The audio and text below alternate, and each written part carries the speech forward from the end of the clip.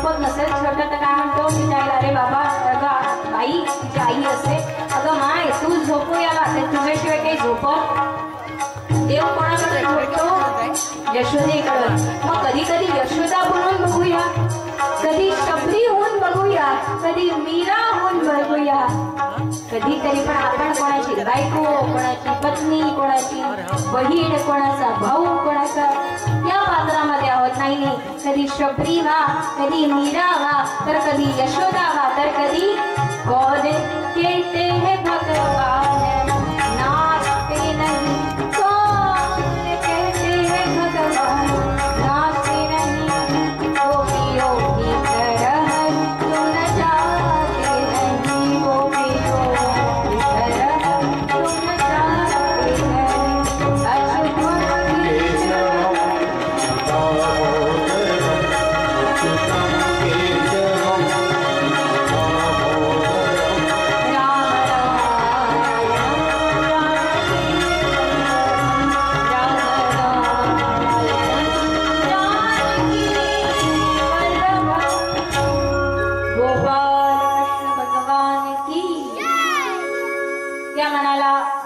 समाधान नाही आहे महर्षी व्यासांच्या म्हणतात की सगळं केलं पण अजून समाधान नाही कशामुळे तेव्हा वैकुंठात बसलेले विष्णू कोणाला म्हणतात देवर्षी नारदांना बोलवून घेतात आणि म्हणतात की देवर्षी नारद मुनी महर्षी व्यासजी प्रश्नात पडले आहे त्यांना त्यांच्या प्रश्नाचं उत्तर देऊन या आणि असं म्हणून आज महर्षी व्यास नारदजी निघाले महर्षी व्यासांकडे येण्यासाठी श्रीमन्नारायण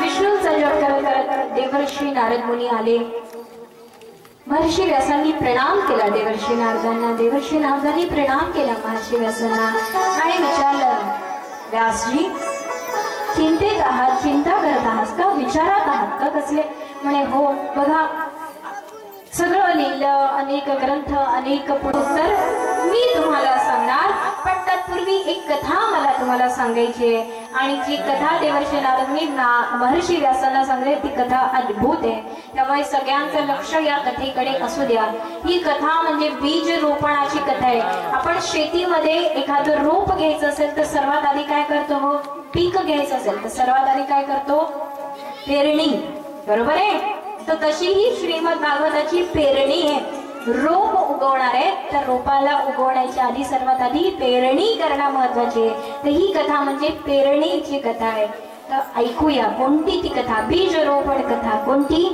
सांगण्यात आली की देवर्षी नारद मुनी सांगतायत महर्षी व्यासांना की महर्षी व्यासजी एका गावामध्ये एका राजाच्या घरी काही संत आले आणि ते संत आले जसे आले ते संत राजांनी खूप खूप सन्मान दिला पूजा अर्चा झाली संतांची आणि त्याच राजाच्या घरी एक दासी काम करत असे आणि त्या दासीला एक पुत्र होता छोटासा मुलगा होता दासी पुत्र तेव्हा त्या दासी पुत्राने त्या संतांना बघितलं दुरून दुरून तो दासी पुत्र बघत होता तेव्हा त्या संतांनी त्या दासी पुत्राला जवळ बोलवलं कोण सांगते ही कथा कोण सांगते लक्ष देवर्षी नारद मुनी महर्षी व्यासजींना ही कथा सांगत आहे की एका राजाच्या घरी संत आले आणि त्या संतांना कोण बघत आहे एक दासी पुत्र तेव्हा त्या संतांनी त्या दासी पुत्राला जवळ बोलवलं आणि म्हणतात बेटा तुझं नाव काय त्या छोट्याशा बालकाने नाव सांगितलं आणि सांगितलं संतांनी की आम्ही ना काही दिवस इथेच थांबणार आहोत त्यामुळे उद्यापासून तू काय करायचं बाहेर जायचं आणि काय तोडून आणायचे फुलं देवाच्या पूजेसाठी फुलं तोडून आणायचे कोणी दिले हे काम संतांनी कोणाला दासीपुत्राला तो दासीपुत्र आनंदी झाला खुश झाला की चला मला काहीतरी काम दिलं तो सकाळी उठायचा फुलं तोडून आणायचा आणि त्याचे संत देवाची पूजा करतात ते बघायचा त्या संतांची पूजा झाली की ते कथा गान करायचे कथा गायचे ती कथा ऐकत तो दासीपुत्र बसायचा छोटासा तो बालक की जे खेळायचं वय आहे तो खेळायच्या वयात काही ऐकायचा कथा ऐकायचा 7 दिवस कथा ऐकली आणि 8व्या दिवशी ते संत दुसऱ्या गावात निघायला लागले कारण एका गावात कधी संत राहिले कारण त्यांना जगाचा उद्धार करायचा आहे। त्यामुळे त्यांना एका ठिकाणी थांबून कामाचं दुसऱ्या गावात ते जायला लागले।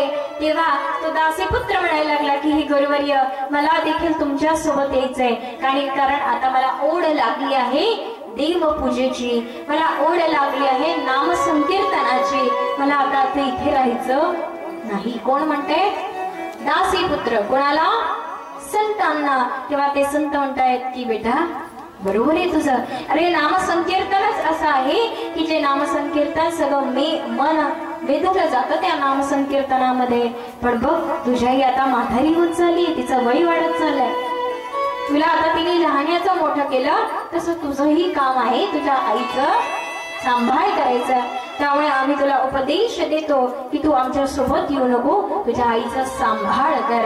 दासीपुत्राने ऐकलं, ते संत तिथून निघून गेले। आता दासीपुत्र संतांनी सांगितल्याप्रमाणे आईची खूप सेवा करायचा। कोण? तो दासी। पण आईची सेवा करायला शरीर तर आहे, पण मन कुठे गेले? त्या संतांसोबत हरी कथेमध्ये नाम संकीर्तनामध्ये मन लागलेलं आहे त्या दासीपुत्राचं। म्हणतात ना, एखाद्याला चांगलं काम करायचं असेल तर देव त्याच्या मधातले सगळे काटे दूर करतो। काय झालं, त्याची आई ती जी दासी आहे ते एक दिवस गाईच्या गोठ्यामध्ये काम करत असताना सर्पदंशाने तिचा मृत्यू होतो। सर्पदंशाने त्या दासीचा मृत्यू होतो। आज तो दासीपुत्र रडत बसले, कारण आईचा मृत्यू झालाय। शेजार पाजारचे जमले आणि म्हणतायत तर काय, अरे अरे अरे अरे अरे अरे काय या बालकाचं भाग्य, आधी वडील गेले आणि आता आई गेली, आता या बालकाला कोणीच नाही, या जगामध्ये याचं कोणीच नाही। त्या दासीपुत्राने आपले अश्रू पुसले आणि या शेजार पाजारच्या समाजाला ओरडून सांगतायत, कोण म्हणतं माझं या जगामध्ये कोणी नाही? कोण म्हणतं माझं या जगामध्ये कोणी नाही? माझा देव आहे माझ्या पाठीशी, असं म्हणून आपल्या आईच्या प्रेताला उचललं, अग्निसंस्कार दिले आणि आता त्या संतांच्या शोधात तो दासीपुत्र निघाले की ज्या संतांनी हरिकथेकडे मन वळवलंय। संतांची भेट झाली, संतांनी असा मंत्र दिला आणि सांगितलं की या मंत्राचं गान कर। अनेक वर्ष जप केला त्या मंत्राचा आणि साक्षात काळ असा झाला की साक्षात विष्णू आले दासीपुत्राला दर्शन देण्यासाठी। गोपाल कृष्ण भगवान की, भगवान भगवान की। साक्षात देव आले त्या दासीपुत्राला दर्शन देण्यासाठी आणि सांगितलं, बोल काय पाहिजे तुला? विष्णूंनी विचारलं, बोल बालका काय हवंय तुला? तेव्हा तो दासीपुत्र म्हणतोय की देवा मला काहीच नकोय, मला काहीच नकोय, बस अखंड तुमचं हरिनाम व्हावं आणि तुम्ही मला सदैव तुमच्या जवळ ठेवावं एवढीच इच्छा आहे। दासीपुत्राने मागणं मागितलं आणि देवाने आशीर्वाद दिला की ठीक आहे। आणि तो दासीपुत्र आता देवर्षी नारद मुनी महर्षी व्यासांना म्हणते की महर्षी व्यासजी, तो जो दासीपुत्र आहे ना तो दुसरा तिसरा कोणी नसून, ऐकताय, दासीपुत्र कोण होते सांगू शकाल? कथा ऐकली असेल ना मागच्या वर्षी, कोण होते ते दासीपुत्र? याच्या आधी ही कथा ऐकली? ते दासीपुत्र दुसरे तिसरे कोणी नसून देवर्षी नारद मुनी आहेत। कोण आहेत? एक दिवस देवाची पूजा करताना शृंगार गीत त्यांनी ऐकलं, म्हणून त्यांना शाप मिळाला गंधर्वाकडून की तुम्ही जा दासीपुत्र व्हाल। आणि दासीपुत्रामध्ये सतसंगती त्यांना लाभली, संतांची संगती लाभली, नाम संकीर्तन भेटलं आणि म्हणून दासीपुत्राचे कोण झाले? देवर्षी नारद मुनी। संत संगती अशी बघा, संगती करायची असेल, मित्र मैत्रिणी मित्रता करायची असेल, संगती कोणाची करायची असेल तर ती चांगल्या व्यक्तीची करा। बघून घ्या की हा चांगला आहे की नाही, तरच करा, कारण संगतीमुळे सुद्धा सतसंगतीमुळे सुद्धा आपल्या जीवनाचा उद्धार होऊ शकतो। चला 2 मिनिटं नामस्मरण करूया। ही काय आहे? बीजारोपण कथा। काय आहे? श्रीमद भागवताचं आता काय केलं आपण? बी पेरलंय, आता काय होणार त्याचं? छोटस रोप आणि मग पीक येणार, हो की नाही? कोणाला किती पीक आलं म्हणता की का तुम्हाला किती झालं? तुम्हाला किती झालं? हे 7व्या दिवशी कर बरं। तर यावर श्रीमन्नारायण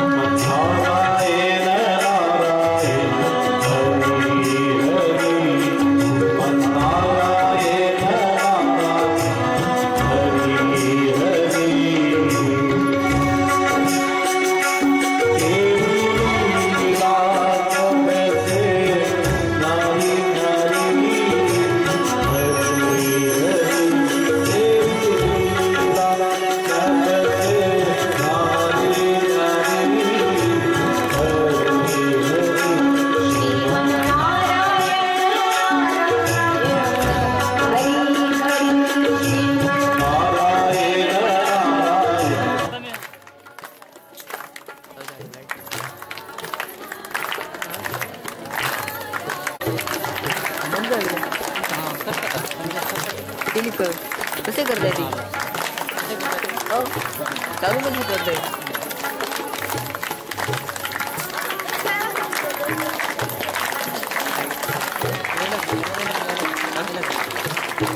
चालू करून घे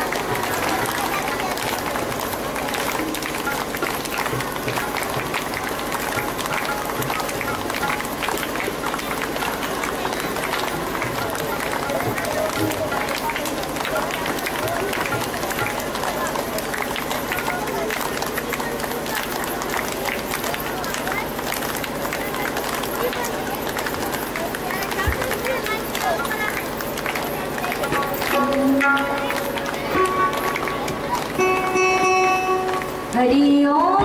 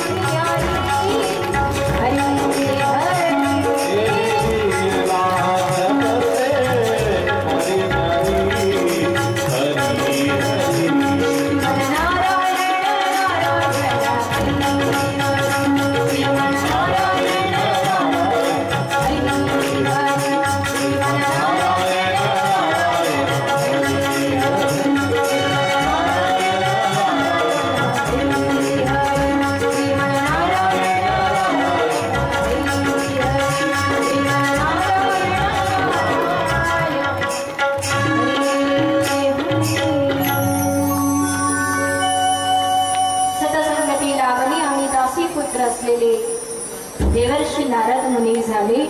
सांगितलं महर्षी व्यासांना की बघितलं महर्षी व्यासी मला कळून चुकलं की हे जगण्यात काही अर्थ नाही. हे नाम संकीर्तन करावं. मला माझ्या जीवनाचा उद्देश कळला. आणि बघा जो जीव लक्ष आहे जो जीव जन्माला आल्यानंतर उद्देश शोधतो त्याला जीव म्हणतात. जो जन्माला आल्यानंतर जीवनाचा उद्देश ठरवतो त्याला जीव म्हणतात. आणि जो विशेष उद्देश घेऊन जन्माला येतो त्याला अवतार म्हणतात. काय म्हणतात? मग आपण जीव आहे का? जीवन जगताना आपण उद्देश ठरवतो. काही काही लोक तर तसेच जातात. उद्देश काहीच नसतो. उद्देश एकच असतो. काय?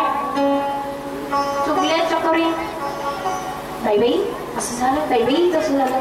सगळ्या गावाची माहिती त्यांना असते. त्यांच्या घरी तसं, त्यांच्या घरी तसं. त्याला जीवनाचा उद्देश काहीच नाही ना, ते असं करतात. पण आपल्याला काहीतरी उद्देश दिलाय. जीव देवानी जन्म दिलाय म्हणजेच उद्देश दिला आहे. मग तो जीवनाचा उद्देश काय आहे त्याचा आपण विचार करूया की नाही. बस झालं असं जीवन जगणं. सगळेच जगतात असं. माझ्या जीवनाचा काहीतरी उद्देश असेल. देवाने मला असं तसं नाही पाठवलं. मला काहीतरी काम करण्यासाठी पाठवलं. मला काहीतरी कार्य करण्यासाठी इथे पाठवलं. खरं सांगते, जेव्हा वडील लक्ष आहे आमच्या वडिलांना आम्ही 2 मुली, आई वडिलांना आम्ही 2 मुली, मोठे दिदी आणि मी. वैभवश्रीजी ज्यांचं कथा आपल्या इथे भोकरला झालेली आहे तर त्या मोठ्या ताई आणि मी लहान. तर वडील आम्हाला दोघांनाही घेऊन बसायचे. आम्हाला दोघींनाही घेऊन बसायचे घरात संस्कारच असे होते की जेव्हा आजोबांकडे एखादं कोणी आलं पाहुणे मंडळी भेटायला तर आजोबा आम्हाला दोघींनाही मांडीवर घेऊन बसायचे. लक्ष आहे, आम्हा दोघींनाही नातींना मांडीवर घेऊन बसायचे आणि त्या पाहुण्याला कथा सांगायचे. कधी रामकथा, कधी कृष्ण कथा, कधी एखादी भागवताची कथा. हे शिक्षण घेण्यासाठी कुठे जावं लागलं, हे घरातच सगळं आम्हाला मिळालं. हरिपाठ, आजी हरिपाठ शिकवायची, हरिपाठ सहज झाला. अनेक श्लोक आजी आजोबांनीच आम्हाला शिकवले. काहीच कुठे जायची गरज पडली, अगदी घरातूनच हे आम्हाला सगळं मिळालं. तर मला सांगायचं एवढंच आहे की मला तेव्हा असं वाटायचं की काय हे असं. ताईने पण टेस्ट केलं, आमचे वडील एक कीर्तन करायचे, आजोबांनी तर ज्ञानेश्वरीवर सुंदर हे केलेलं आहे, नवीन रचना केलेली आहे ज्ञानेश्वरीच्या याच्यातून काहीतरी श्लोकाची. आणि त्यानंतर आजोबा वडील, माझी आजी पण अंबादेवी, अमरावतीचं माहेर आमचं, अंबादेवीला कीर्तनाला दररोज जायची. तर असं घरी असताना असं वाटायचं सगळ्यांनीच तेच केलं, आपण काय करायचं, आपण शिक्षण घेऊ म्हणून शिक्षणाकडे जास्त मन जास्त केलेलं होतं. पण जेव्हा बाबा जाण्याच्या अवस्थेत होते तेव्हा बाबांनी माझ्याकडून वचन घेतलं की हे बघ बेटा, ठीक आहे असेल तू शिक्षणही शिक, मला असं म्हणणं नाहीये, पण माझी अशी इच्छा आहे की तू जे आपल्या पूर्वजांनी जपलं ते तू जपावा. आणि हा जो ग्रंथ आहे ना आपल्या समोर, हा ग्रंथ माझ्या आजोबांचा आहे. आजोबांनी वडिलांना दिला, वडिलांनी ताईला दिला आणि हा ग्रंथ आज माझ्या जवळ आहे. मी तर म्हणेल आमच्या पूर्वजांनी आमच्याकरता काही संपत्ती ठेवली याच्याशी काही घेणं देणं नाही. माझ्या आजोबांनी शेत ठेवलं का, माझ्या आजोबांनी माझ्यासाठी घर ठेवलं का, आम्हाला याच्याशी घेणं देणं नाही. आम्हाला जे देऊन गेलेत ना ते इतकं आहे की अप्रतिम, आम्हाला कशाचीच कमी नाही. तुमच्यासारखे जीव लावणारे लोक भेटतात, 7 दिवसात इतके सुंदर जीव देणारे लोक भेटतात. जाताना त्यांच्या डोळ्यात अश्रू असतात की ताई जाऊ नका, इतकं सुंदर प्रेम कुठे भेटेल, हे सगळं कुठे भेटेल, हे फक्त आणि फक्त इथेच भेटतं. त्यामुळे मी विनंती करेल, उद्याचा जो दिवस आहे ना तो खरंच आहे. मी उद्याच्या दिवशी आज जरी तरुण मंडळी आले नसतील, आणलं का पोरापोरींना, मी म्हटलं होतं first year, second year, third year, आज जरी पण उद्याचं सत्र जे आहे ना ते महत्वपूर्ण आहे, संस्कारमयी सत्र आहे. त्यामुळे उद्याच्या सत्रात तरी घेऊन, आणि आज संख्या खूप चांगली आहे त्याबद्दल एकदा जोरदार टाळ्या, स्वतःसाठीच टाळ्या वाजवल्या. छान वाटलं तुमचा हा प्रतिसाद बघून, तुम्ही एवढे सुंदर सहभागी होत आहात. प्रश्नच नाही, देव तर येणार, देव येणार नाही, देव तर आलाच नाही. आपल्या जीवनाचा उद्देश काय आहे, तर मला तेव्हापासून कळलं की खरंच इथे जे सुख आहे ते कुठेच नाही. हा जो आनंद आहे तो इथेच आहे. समाधान मिळालं जीवनाचं की बस ही सदा सेव्या श्रीमद भागवती कथा दिली सर्व काही, सेवा घेत नाही राहे तळमळ ही जीव माझ्या देवा, सगळं देतो पण सेवा घेत नाही, याची नेहमी कमतरता असते. तर सदा सेवा करून घ्यावी देवानी ही प्रभूचरणी प्रार्थना. असंच महर्षी व्यासांना सांगते देवर्षी नारद मुनी की देवर्षी नारद मुनी, महर्षी व्यासजी तुम्ही सगळं लिहिलं, पत्नीनी पतीशी कसं वागावं ते लिहिलं, बहिणीनी भावाशी कसं वागावं ते लिहिलं, सासूनी सुनीशी कसं वागावं, सुनीशी सासूनी कसं वागावं ते लिहिलं, पण अजून देवाच्या 24 अवताराचं वर्णन तुम्ही कुठेच केलं. त्यामुळे देवाला अशी इच्छा आहे, देवाची अशी इच्छा आहे की तुम्ही 24 अवताराचं वर्णन करावं. थोडंसं काही बदल नाही ना, 24 अवताराचं वर्णन तुम्ही करावं. आणि आज देवर्षी नारदांनी चतुर्श्लोकी भागवत कोणाला दिलं, महर्षी व्यासांना दिलं आणि सांगितलं की तुम्ही श्रीमद भागवताची निर्मिती करा. जे चतुर्श्लोकी भागवत विष्णूंनी देवर्षी नारदांना दिलं, देवर्षी नारदांनी महर्षी व्यासांना दिलं. आणि आता चतुर्श्लोकी भागवताची निर्मिती श्रीमद भागवतामध्ये करायची आहे. मग कसं करणार, तर बुद्धिदाता महन मंगल गणपती शिवाय शक्य आहे का, गणपती बाप्पा शिवाय आपण काय म्हणतो, प्रचंड महाकाय सूर्यकोटी समप्रभ निर्विघ्न कुरु मे देव सर्वकारी शुभ सर्वदा. आपल्या कार्यामध्ये विघ्न येतच असतात. कसे विघ्न येतात माहिती का, सांगू. एखादा व्यक्ती भागवताकडे चला बा कथेत बसू, घरची लाईन गेली आहे कथेत बसू म्हणून यायला लागला. तेवढ्यात घरून फोन आला, ट्रिक ट्रिक अगदी मंडपाजवळच पोहोचला की फोन आला. हॅलो अहो कुठे चालले? आणि काही नाही भागवतात बसत होतो थोडस. काही भागवतात बसू नका, घरातली साखर संपली, साखर आणा. त्याला काय म्हणतात? संकट. काय म्हणतात त्याला? चांगलं काम करायला गेलो की असं संकट आडवं.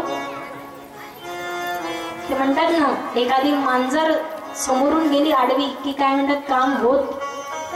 अशी मांजर आणि मांजरी असतात आपले. काय रे भागवतात जाऊन बसतो, काय त्या पडलं भागवतात, बस इथे. संकट येत असतं त्यामुळे निर्विघ्न कुर्मे देव. त्या संकटाला दूर करणारा कोण असेल तर तो म्हणजे गणपती बाप्पा. कोण? तुझीच ही खरी कृपा, खराच बुद्धीचा पती, प्रसाद ग्रंथ हा तुझा, कुठूनही मला मती. खरीच ही तुझी कृपा सही खरी, पराही बाजिते अडीस्तवील काय वैखरी. बोलवी तसे मुक्यास ऐकले अनेकदा, मुखं करोति वाचालं पंगुं लंघयति गिरिं यत्कृपातः वन्दे परमानंद माधवम्. ज्या मुक्याला वाचा देणारा तू, मी ऐकले तुझं स्तुती. झालिया प्रसन्न तू हारितो सिया पदा, अनुभवे जहाजला कळोनी ते खरे आले. कृतज्ञते करोनिया भरोनी भाव दाटले, शब्द ही तसेच व्यक्त आपली चालली. भाव व्यक्त होत जात कोणीही नाडले. मी कसा तुलाच ठाऊ का प्रभू खरा खरा, कृपाच सर्व ही तुझी मला गणेश सावरा. समस्त दोष व्यस्त गुण. मला माहितीये माझ्यामध्ये किती दोष आहे, आपल्याला माहिती आपल्यामध्ये किती दोष आहे. आणि तो दोष आजूबाजूचे जरी नसेल जाणार ना तरी तो देव नक्की. समस्त दोष व्यस्त गुण कल्पना ही ना होणा, ईश्वरास प्रिय मी कसा तपस्वी ना होणा. माझ्या मनामध्ये वाईट विचार जरी असले, माझ्यामध्ये कितीही वाईट दोष असले तरीही तू मला आपलंस करून घेतो. ईश्वरास प्रिय मी कसा तपस्वी ना होणा, काय लागतो तुझा मला ठाऊकी नसे. नित्य होत से कृपा आपणा परी दिसे, सांगू मी जनास काय तोषला कसा प्रभू. या जनाला कसं सांगू की मी तुला कसं तोषलं, म्हणजे मी तुझी कृपा कशी मिळवली हे कसं सांगू मी या जनाला. तोषला कसा प्रभू, कृपावंत सांगता न संकतो सदा विभू. न सांगण्यास शब्दही तुझे मला लाभती. देवा हे सांगण्यासाठी शब्द अपुरे पडतात. देवाची कृपा कशी होते, नित्य कृपा आपल्यावर कशी होते हे सांगायला शब्द अपुरे पडतात. मग काय काम येतं? शब्द तर अपुरे पडतात. मग आपल्या मनातली भावना, आपली भक्ती सांगू शकते. काय? कृपा करा कृपा करा कृपा करा कृपा करा कृपा करा कृपा करा कृपा करा कृपा करा. गणपती बाप्पा मंगलमूर्ती. गणपती बाप्पाची विनंती केली. आताच गणपती बाप्पाचा बर्थडे होऊन गेला हो की नाही, गणेश जयंती. गणपती बाप्पा शिवाय तर काहीच नाही. मी सांगितलं ना की पूजेची सुरुवातच गणपती बाप्पा पासून होते. कशासाठी? निर्विघ्न. विघ्न सगळं टळून जावं आणि सर्व कार्य निर्विघ्न होण्यासाठी गणपती बाप्पाची आराधना महर्षी व्यासांनी केली. तसंच सरस्वती मातेलाही बोलवलं. सरस्वती म्हणजे काय? विद्येची देवता. शारदा आणि सरस्वती यामध्ये फरक आहे हा. शारदा ही कलेची देवता आहे, तर सरस्वती ही विद्येची देवता आहे. कला आणि विद्या. विद्येमध्ये अहंकार होतो पण कलेमध्ये अहंकार होत नाही. कला अनेक आहेत. वादन कला आहे, वाद्य कला आहे, गायन कला आहे, अनेक कला आहे. कोणी रांगोळी काढत असेल चांगली ती पण कलाच आहे. कोणी चित्र काढत असेल ती पण एक कला आहे. कोणी स्वयंपाक चांगला बनवत असेल ती पण चांगली एक कला आहे. आणि कोणी जेवण चांगलं करत असेल ती पण एक कलाच आहे बरं का. श्रीमद भागवतामध्ये 4 श्लोके मोठे भयंकर असतात. किती? लक्ष आहे? आहे? मला नाही वाटत करायचंय. कोणते श्रोते माहितीये का? एखादा विनोद सांगितला तर हसतच नाही. चालू द्या, जे करायचं ते चाला, जे सांगायचं ते सांगा. आम्ही जैसे थे वैसे आले आले, आम्ही सुधारणार. आणि काही श्रोते असे असतात की विनोद सांगितल्यानंतर 5 मिनिटांनी हसतील. नंतर लक्षात येतं, अच्छा असं सांगितलं का ते. तिसरा प्रकारचा श्रोता कसा, स्वतःला तर समजणार नाही, शेजारचा हसला म्हणून तोही हसणार. नंतर शेजारच्याला विचार, का हसले तुम्ही, आणि तुम्ही का हसले, म्हणजे तुम्ही हसले म्हणून मी हसले. त्यामुळे लक्ष कुठे कुठे, माझ्याकडे नाही, माझ्या देवाकडे लक्ष असू द्या. खूप काही झालं. सरस्वती, कला आणि विद्या यामध्ये फरक आहे. बघा, आपला जो महाराष्ट्र आहे ना, तो 4 संपत्तीने वैभवशाली. कोणत्या 4 त्या संपत्ती आहे? पहिली म्हणजे विद्या. आपल्या महाराष्ट्रात आपण बघूया, पुण्यासारख्या शहरी जाल, अनेक शहरी जाल, तर विद्या कितीतरी शिकलेले लोक आहेत की जे फॉरेनला गेलेले आहेत, की जे लोकांनी अनेक शोध लावले, नाही का. विद्या म्हणजे सरस्वती आपल्या महाराष्ट्रामध्ये नांदते. कितीतरी कलावंत आहेत आपल्या महाराष्ट्रामध्ये. त्यानंतर सरस्वती झाली, त्यानंतर काय, लक्ष्मी, पैसा. तुम्ही मुंबई सारख्या शहरात जाल, मुंबईत काय, आपल्याच गावात बघा कितीतरी लक्ष्मी नांदते, नाही का. आपण सुखी आहो ना, लक्ष्मी कृपा आहे ना आपल्यावरती. नसेल तर मागून घ्या देवाला, देवा तुझी लक्ष्मी पण घेऊन ये आणि तू पण ये.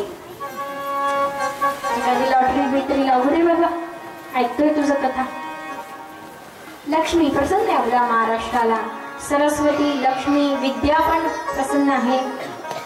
त्यानंतर सर्वात महाराष्ट्राला लाभलेलं ते म्हणजे सर्वात महत्वाचं म्हणजे संत परंपरा, ही जी महाराष्ट्राला लाभलेली आहे. आपण बघूया, महाराष्ट्रामध्ये जिथे जिथे तुम्ही पाय ठेवाल तिथे तिथे कोणाचं दर्शन होणार तुम्हाला? संतांचं दर्शन होणार, हो की नाही. त्यातल्या त्यात विदेही संतांचं दर्शन आपल्याला होणार. हे फक्त आणि फक्त आपल्या महाराष्ट्राला लाभलेलं आहे. त्यामुळे एकदा उजवा हात वरती करा, उजवा पाठीकडे न्या आणि शाबासकी द्या, वा मी महाराष्ट्रात जन्माला आलो.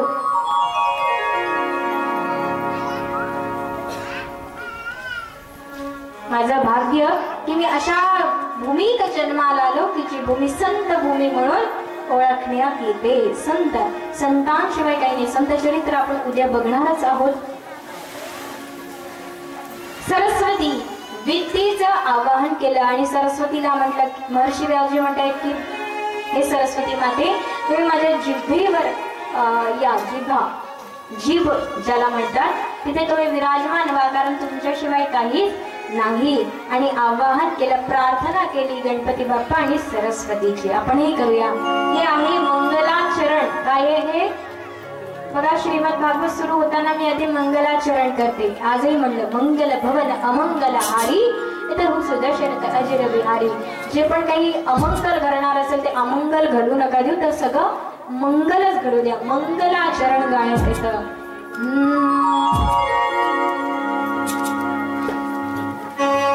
व्यास जी की वंदना, शुक जी की वंदना, गौरी गणेश जी की बारंबार वंदना. व्यास जी की वंदना, शुक जी की वंदना, गौरी गणेश जी की बारंबार वंदना.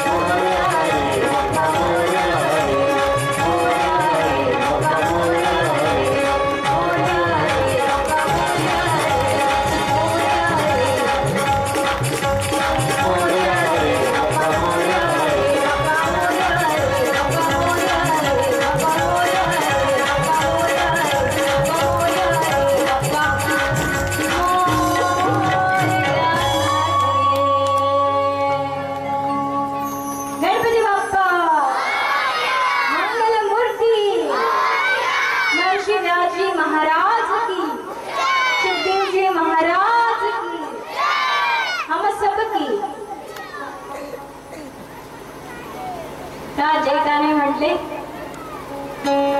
आहे श्रीमद भागवताची रचना करायला गणपती बाप्पा तर आले. गणपती बाप्पा म्हणले महर्षी काय करायचंय म्हणे. काय करायचं काय श्रीमद भागवत लिहायचंय म्हणे. ठीक आहे मी लिखाणाचं काम करू. काय म्हणताय गणपती बाप्पा मी लिखाणाचं काम. पण महर्षी व्यासजी मी लिखाण करताना एकही मिनिट थांबणार. अट काय आहे लिखाण करताना मी एकही मिनिट थांबणार. महर्षी व्यासजी म्हणजे चालेल मला अट मान्य आहे पण माझी पण एक अट आहे म्हणे. काय एखादा श्लोक तुम्हाला चुकीचा वाटला तर तो तुम्ही दुरुस्त करून घ्यायचा म्हणे. मान्य आहे. काही अट ठेवली माहिती का. त्याचं कारण म्हणजे हे महर्षी व्यासजी काय करायचे 100 श्लोक सांगायचे. किती 100 श्लोक सांगायचे आणि 151 श्लोक मुद्दाम चुकीचा सांगायचे. का कारण 151 श्लोकावर विचार करेपर्यंत गणपती बाप्पा तोपर्यंत 100चे श्लोक महर्षी व्यास पुढचे 100 श्लोक महर्षी व्यास आठवून ठेवायचे. इतकं ज्ञान होतं कोणाकडे महर्षी व्यासांकडे. बुद्धीचे अवतार आहेत महर्षी व्यासजी. करत करत श्रीमद भागवताची निर्मिती तर झाली, पण आता निर्मिती झाली मग याचा प्रचार कोण करणार? पहिल्या सत्ययुगात द्वापार युगात पहिल्यांदा आचाराला महत्व होतं. कशाला?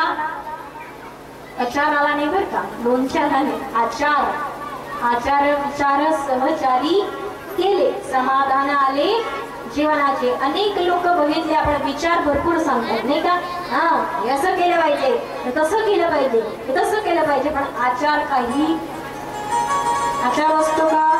नुसते विचार असतात, आचार काही नसतात. त्यामुळे विचार सांगायचेच असेल तर आधी आचरण करूया आणि मग ते विचार सांगूया. ठीक आहे.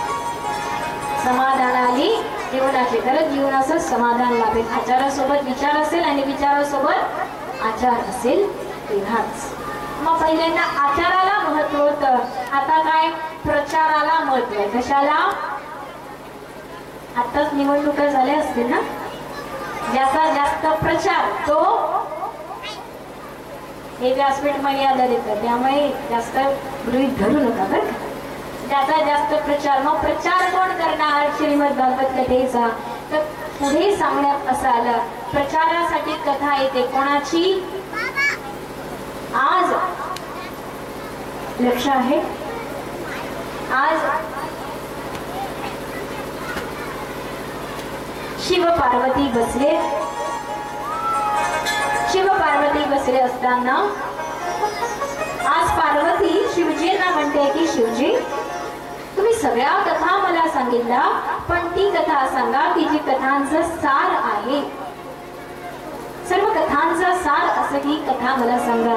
शिवजी म्हणले, वा वा, मी धन्य झालो पार्वती, आज तुला माझ्याकडून काहीतरी ऐकायची इच्छा झाली. नाहीतर सहसा बायका ऐकवत असतात, ऐकवत असतात बायका. आज तुला माझ्याकडून काहीतरी ऐकायची इच्छा झाली. बरं पार्वती, मी तुला सांगतो अशी कथा की जी कथांचा सार आहे. तू एक काम कर. शिवजी म्हणतात पार्वतीला, तू एक काम कर, बाहेर जाऊन बघ, कोणी ही कथा ऐकत तर नाही ना, कारण ही कथा ऐकण्याचं तूच एक हे आहेस, भाग्यशाली आहे की ही कथा तूच ऐकू शकतेस. आता ऐकण्याची ओढ होती पार्वती मायाला. इकडे तिकडे बघितलं, कोणीच नव्हतं. म्हणे कोणीच नाही शिवजी, मला सांगायला सुरुवात करा. सांगायला सुरुवात केली. कोणती कथा? की जी कथांचा सार आहे, श्रीमद भागवत कथा सांगायला सुरुवात केली. कोणी? शिवजींनी पार्वतीला. प्रथम स्कंद, द्वितीय, तृतीय, चतुर्थ, पंचम, षष्टम, आज शिवजीने आपले नेत्र बंद केले आणि सांगण्यास प्रारंभ केला. पंचम, षष्टम, अष्टम, नवम आणि दशम स्कंदाला पार्वतीला लागली झोप. निद्रादेवी प्रसन्न झाल्या. कोणाला? पार्वतीला. तुम्हाला होतंय का निद्रादेवी प्रसन्न? कधी म्हणतात इकडून येत, निद्रादेवीला आपण म्हणतो, कधी म्हणतो इकडून ये. ती म्हणते नाही, इकडून येऊ शकत नाही. म्हणजे इकडून ये, इकडून येऊ शकत नाही, म्हणजे मग सरळ ये. एक पेशंट डॉक्टरांकडे जातो, म्हणतात काय डॉक्टर साहेब झोपच येत नाही हो. काय म्हणतात? काय डॉक्टर साहेब झोपच येत नाही. आणि एक काम करा, तुमच्या आजूबाजूला कुठे कथा सुरू असेल ना, तिथे जाऊन बसा, झोपच झोप येईल. हो की नाही? हा, येते झोप. निद्रादेवी प्रसन्न होते का? जय जय श्रीराम, जय जय श्रीराम, जय जय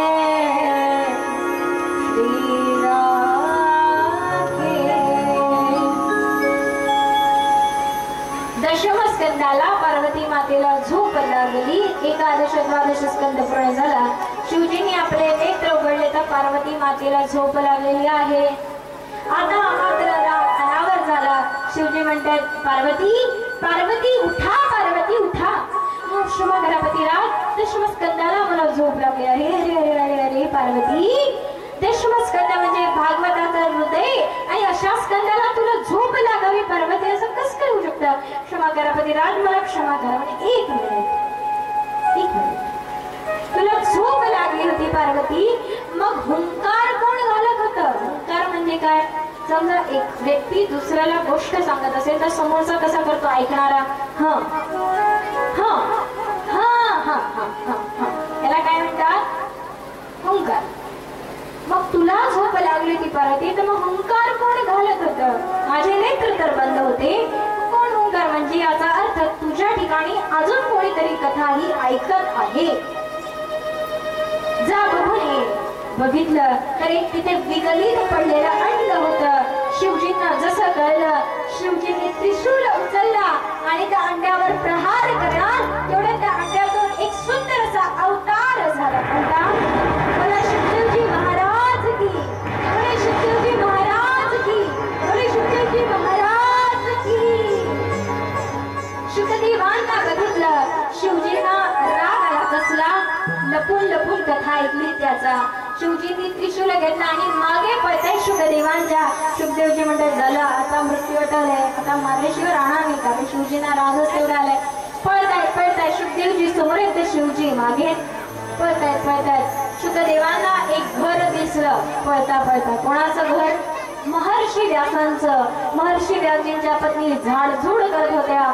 अचानक जांभाळी आली म्हणून ती संधी साधली. महर्षी क्षमा करा शुकदेवजी महाराज व्यासजींच्या ज्या पत्नी आहेत त्यांच्या मुखाद्वारे जांभाळी आल्यावर काय उघडतं? आपलं तोंड उघडतं ना. त्या मुखाद्वारे तोंडाद्वारे कुठे जाऊन बसले शुकदेवजी महाराज?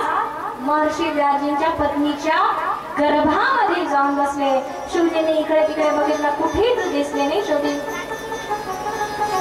आपल्या पर्वतावर निघून गेले. राग शांत केला. पार्वतीने क्षमा याचना मागितली. इकडे मात्र व्यासांच्या पत्नीच्या गर्भामध्ये राहायला लागले. कोण? शुकदेवजी महाराज. 1 वर्ष नाही, 2 वर्ष नाही, 16 वर्ष राहिले शुकदेवजी महाराज गर्भामध्ये. आता मात्र खूप यातना व्हायला लागल्या. महर्षी व्यासांनी प्रार्थना केली देवाला की देवा यातना होते हो, खूप त्रास होत आहे. तुमच्या भक्ताला सांगा आता बाहेर यावं म्हणावं. या आता बाहेर. देवाने सूक्ष्म रूप धारण केलं. गर्भात गेले आणि सांगितलं शुकदेवजी महाराज बाहेर या. किती दिवस इथे बसून राहणार? किती वर्ष इथे बसून राहणार? म्हणे नाही देवा मी बाहेर येणार नाही. म्हणे का?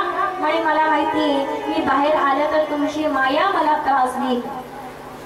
म्हणे नाही मी वचन देतो. बरोबर आहे ना. आपण आईच्या गर्भातून बाहेर निघालो की माया आपल्याला सतवते. कशी सतवते?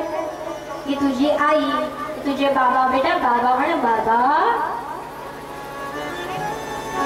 सर्व माया गुंतली. आजूबाजूचे सर्व नाते गोते काय मायाच तर आहे. काल सांगितलं ना हे खेळे म्हणजे काय आहे? माये. आणि खरी आई म्हणजे कोण आहे? आपला देव आहे. एक दिवस विष्णू आणि लक्ष्मी यांचा संवाद सुरू आहे.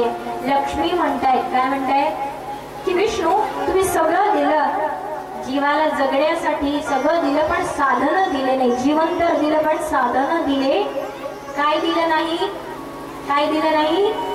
साधन दिले नाही. कोण म्हणते? लक्ष्मी. कोणाला? विष्णूंना. त्यामुळे माझी इच्छा आहे की तुम्ही जीवन जो मनुष्य जगतोय त्याला साधन द्यावी. म्हणजे ठीक आहे बोलून द्या. एका मनुष्याला बोलवण्यात आलं. विष्णू आणि लक्ष्मीला प्रणाम केला आणि आता ओंजळ पसरवली त्या मनुष्याने. आता साधनं टाकायला सुरुवात केली विष्णूंनी. कोणते कोणते साधनं दिले? कोणते साधनं दिले? घर दिलं, 2 व्हीलर दिली, सायकल दिली, 4 व्हीलर दिली, शेती दिली, पैसा दिला, कारखाने दिले, सगळे साधनं दिले.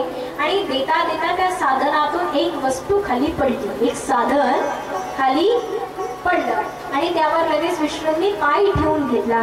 ही गोष्ट त्या मनुष्याच्या तर लक्षात आली नाही पण लक्ष्मीच्या लक्षात आली. त्या मनुष्याला जाऊ दिलं. बघा कसं असतं.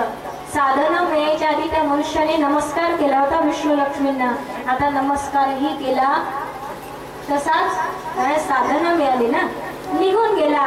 लक्ष्मी हसतायत आणि म्हणतायत विष्णू पतिराज तुम्ही सगळ्यापासून लपू शकता पण माझ्यापासून नाही लपू शकत. म्हणे का? काय झालं?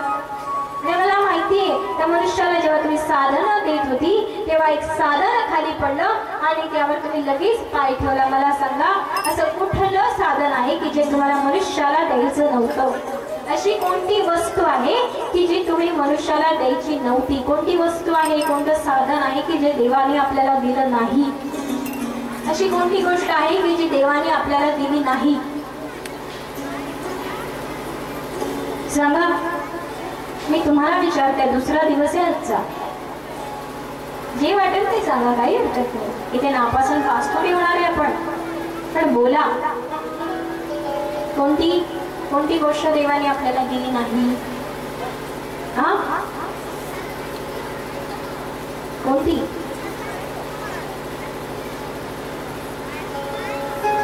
वाजू द्या 8-9, काही हरकत नाही. पण बोला, आज तर बोललेच पाहिजे, हो की नाही? बरोबर आहे की नाही? मी सांगू? हा, जाऊ 7व्या दिवशी सांगतो.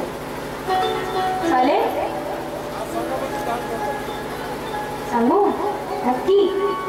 किती जणांना ऐकायचं नाही आहे?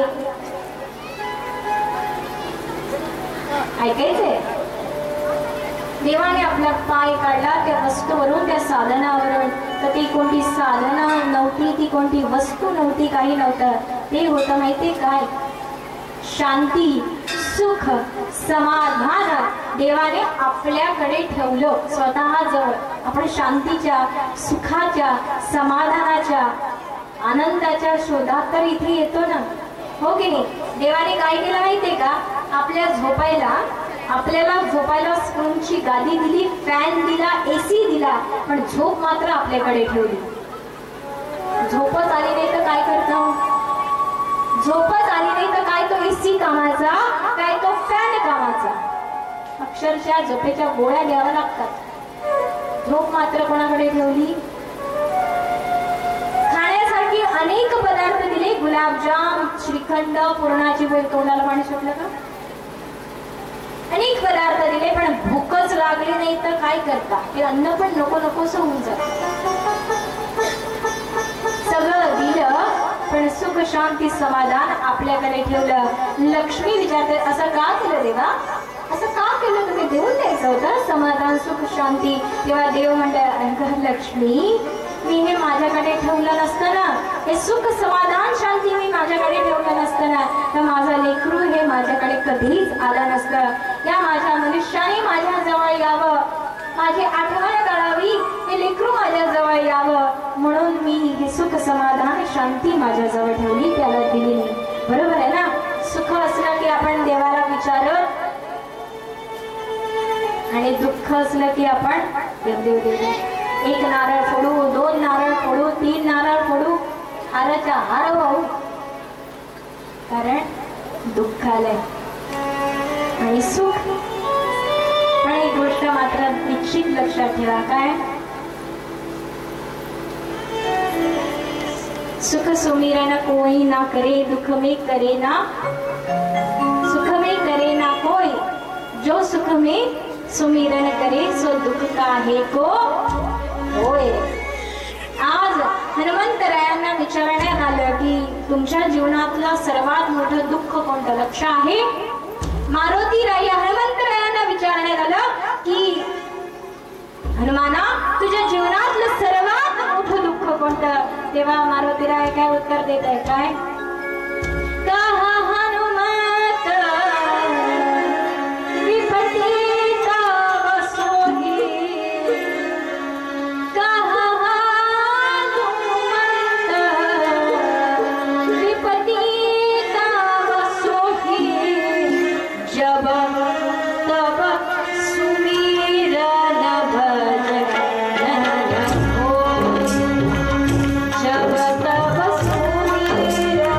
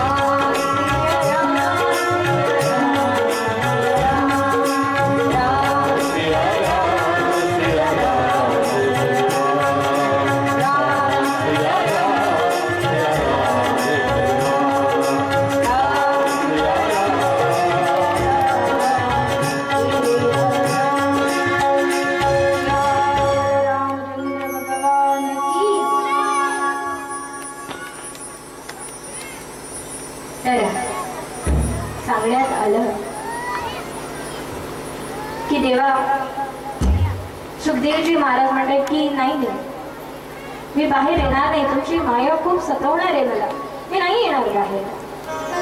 वचन दिलं विष्णूंनी की शुकदेवजी, मी तुम्हाला वचन देतो की माझी माया तुम्हाला त्रास देणार नाही. आणि जसं वचन दिलं तसं शुकदेवजी महाराज बाहेर आले. महर्षी व्यासजी म्हणतात की हे माझ्या पत्नीच्या गर्भातून निघाले म्हणजे माझे कोण? मुलगा, हो की नाही? महर्षी व्यासांचे मुलगा झाले कोण? शुकदेवजी महाराज पुत्र झाले. आता हा श्रीमद भागवत ग्रंथ शुकदेवांना सोपवावा द्यावा म्हणून आता महर्षी व्यास पळत सुटले. कोणाच्या मागे? शुकदेवांच्या मागे. शुकदेवजी समोर आहे तर महर्षी व्यासजी मागे. हे पुत्र थांबा थांबा. शुकदेवजी महाराज कसले थांबतायत? जंगलात गेले, एका गुफेमध्ये लपून बसले शुकदेवजी महाराज. महर्षी व्यासाने खूप ठिकाणी शोधलं पण शुकदेवजी महाराज कुठेच दिसले. घरी आले, आपल्या शिष्यांना सांगितलं की बा शिष्यगणांनो, मी जे श्लोक तुम्हाला शिकवले ना, उद्या गायी चरताना ते तुम्ही श्लोक म्हणायचे. म्हणे ठीक आहे. शिष्य निघाले, पहाट झाली आहे. शिष्य गायी चरण्याकरता जात आहेत आणि त्या जंगलामध्ये अत्यंत सुंदर श्लोक म्हणतात. कोणते ते श्लोक? वरहापीनं नटवर वपु कर्ण्योर कर्णिकारं मूढो रसिका भूभाव. वरहापीनं नटवर वपु कर्ण्योर कर्णिकारं.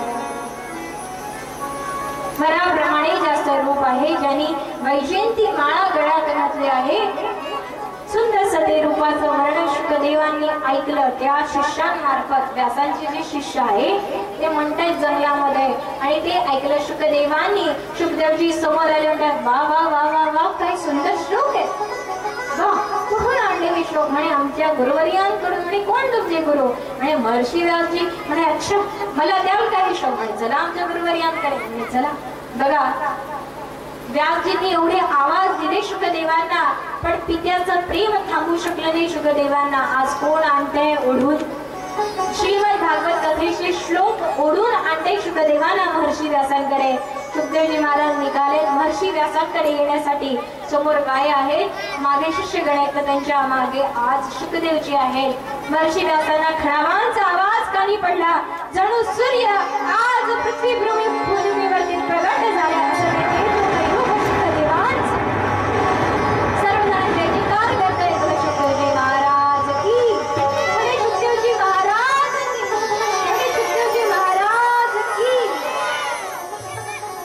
आले. महर्षी व्यासांना प्रणाम केला. म्हणतात मला ते श्लोक द्या की जे श्लोक अद्भुत आहेत. मला आता त्या श्लोकांनी वेड लावलेला आहे, द्या मला ते श्लोक. महर्षी व्यासांनी श्रीमद भागवत ग्रंथ घेतला आणि कोणाला दिला? शुकदेवांना तो ग्रंथ दिला. कशासाठी? प्रचारासाठी. आणि का म्हणून दिला? पुत्र आहे म्हणून नाही, तर पात्र आहे म्हणून. पुत्र होते म्हणून नाही दिला, तर त्याचे पात्र आहे, पात्रतेचे आहेत, अधिकाराचे आहेत, म्हणून तो श्रीमद भागवत ग्रंथ दिला. मी नेहमी सांगत असते, धन्य तो पिता की ज्यांनी संपत्ती म्हणून आपल्या मुलाला काय दिलं? श्रीमद भागवत ग्रंथ. आणि धन्य तो पुत्र शुकदेवजी महाराज की ज्यांनी आपल्या पित्याकडून संपत्ती म्हणून काय घेतलं? श्रीमद भागवत. नाही तर आजकालचे आपले मुलं काय मागतात? घर, संपत्ती, शेतीमध्ये, हो की नाही? त्यामुळे मी कालच सांगितलं की बघा, योग्य वयात लोकांना आपल्या मुलांना संस्कार देऊन तर असं घडणार नाही. दृष्टांत सांगते, त्यावरून कळेल तुम्हाला कसं असतं ते. लक्ष आहे? एका गावामध्ये गृहस्थ असतात, म्हातारे आजोबा. त्यांनी जीवनामध्ये 3च गोष्टी मिळवल्या असतात. किती? कोणत्या? नारळ, गाय आणि घुंगडं. घुंगडं म्हणजे काय? आपण ब्लँकेट ज्याला म्हणतो, पांघरूण. घुंगडं काय काय कमवले असतात? नारळाचं झाड, दुसरं गाय आणि घुंगडं. ते म्हातारे आजोबा, अंतिम काळ आलेला असतो, 2च मुलं त्यांना असतात. बोलवतात, रामा इकडे. हे बघ, मी माझ्या जीवनामध्ये 2च गोष्टी मिळवल्या. कोणत्या? 3च गोष्टी मिळवल्या. क्षमा करा, 3च गोष्टी मिळवल्या. नारळाचं झाड, गाय आणि घुंगडं. याची वाटणी तू करावी, कारण तू मोठा आहेस, याची वाटणी तू करावी असं मला वाटतं. म्हणे ठीक आहे बाबा. आता मोठा कसा असतो बघा, दृष्टांत आहे हा. मोठ्याने वाटणी करायला सुरुवात केली. बाबा तर रामनाम सत्य झाले, अंतिम सगळं झालं, अंत्ययात्रा वगैरे झाली, अग्नी देण्यात आला, सगळं झालं. आता वाटणी करायची वेळ आली. मोठ्याने वाटणी केली. कशी केली हे बघ.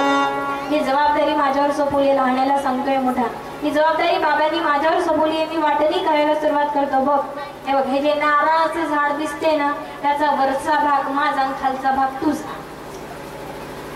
मोठा काय म्हणतोय? वरचा भाग लहाना, लहानाचा खालचा भाग. आणि जी गाय आहे याचा मागचा भाग माझा, समोरचा भाग तुझा. आणि घोंगडं सकाळी तू पांघरायचं, रात्री ती पांघरणार. वाटणी झाली. आता मोठा झाला तर डबल हड्डी आणि लहाना झाला तर सिंगल हड्डी. पण त्यात मित्र आला. म्हणे का हो असं काय झालं? म्हणे अरे बाबा अशी अशी वाटणी केली. म्हणे काम कर. कान मंत्र दिला मित्रांनी. हा घरी आला. लहाना घरी आला. एक कुऱ्हाड घेतली आणि नारळाच्या झाडावर सुरुवात केलं प्रहार करायला. मोठाला म्हणे अरे अरे आपल्या वडिलांनी ही संपत्ती मिळवली आहे, असं काय करतोय? ते नारळाचं झाड आपल्या वडिलांनी मोठं केलेलं आहे. म्हणे हे बघ दादा, वरचा भाग तुझा आहे, खालचा भाग माझा आहे. मी काही पण करेल खर्च, तू वरचं सांभाळून घे. गाईला इतक्या जोरजोरात मारलं ना, तर चारा दिला ना, तर पाणी दिलं. हा मोठा दूध काढायला गेले. 1 लाख दिली गाईने. 32 दात बाहेर. तिने काही खाल्लंच नव्हतं, नुसता मारच खाल्लं होतं. ती कसली दूध देणार? या लहाण्याने जे घोंगडं पांघरायचं दिवसभर भिजत टाकलं, रात्री काढलंच नाही. तूही तसंच राह, मी तसंच राहते. हे कशामुळे होतं माहितीये? कशामुळे? योग्य वयात संस्कार दिले नाही. तर आपल्या मुलाचे असं होऊ नये असं वाटत असेल तर योग्य वयात काय करूया? संस्कार देऊया. योग्य वयातच त्यांना भगवद्गीतेचे श्लोक शिकवूया, हरिपाठ शिकवूया. हरिपाठ, हरीचा पाठ येतो. त्यांच्या योग्य वयातच ते मुखात असेल तर ते असं काही करणार नाही. देश सांभाळा, धर्म पाळा. देश सांभाळा, धर्म पाळा. संस्कृती सांगे ऐकता का हो, ऐकता का? देश सांभाळायचा असेल तर आजची ही जी पिढी आहे ना, तिला सांभाळणं महत्वाचं आहे. त्यामुळे उद्या यावर मी नक्की बोलेन. उद्याचं जे ना ध्रुवचरित्र असेल, प्रल्हाद चरित्र असेल, वराह अवतार असेल, अप्रतिम कथा आहे. त्यामुळे आज आलाहात खूप सुंदर संख्या आहे. पण उद्या तरुण मुलं मंडळी, मुलं आणि मुलींना इथे घेऊन समोरच बसवा. ठीक आहे. धन्य देव शुकदेवजी महाराज की त्यांनी वडिलांकडून श्रीमद भागवत ग्रंथ घेतला. आणि घेतला तर माता शुकदेवांकरिता तो श्रीमद भागवत ग्रंथ आला. माता समोर आपल्यापर्यंत कसा पोहोचला हा पण विचार आलाच असेल ना. तर त्याची कथा ऐकण्यासाठी आपण जाऊया. कुठे? कुठे? घरी. घरी आपण जाऊया. महाभारतामध्ये महाभारताचं वर्णन श्रीमद भागवत कथेने करण्यात आलं 2य स्कंदामध्ये. पण तत्पूर्वी 2 मिनिटं नामस्मरण करूया आणि मग महाभारताचं वर्णन ऐकूया.